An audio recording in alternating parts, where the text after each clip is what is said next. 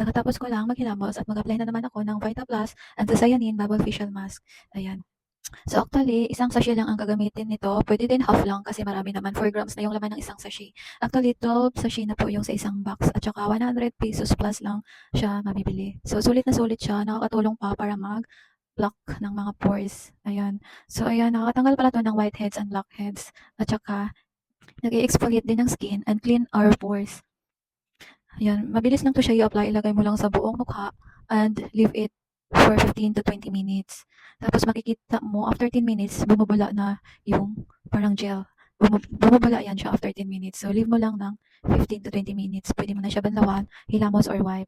And alam niyo ba, pagkatapos mong maghilamos nito, nag-firm talaga, mafe-feel mo talaga yung firmness ng skin mo. Kasi na-try ko na to kahapon. Tsaka parang firm talaga siya, feeling firm talaga siya. Kaya sa mga, yung mga mukha niyo po na hindi na siya firm, i-try niyo itong gamitin. Nag-firm talaga siya ng face.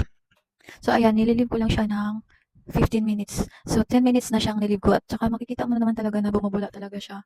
And, so 15 minutes na yan. 15 minutes ko lang siya binabad.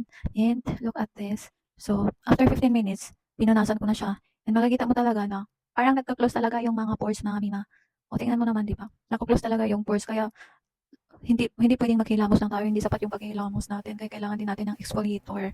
So, ayan. Sa mga gusto po, i-click nyo lang yung link dyan sa baba. And after that, maghilamos ako.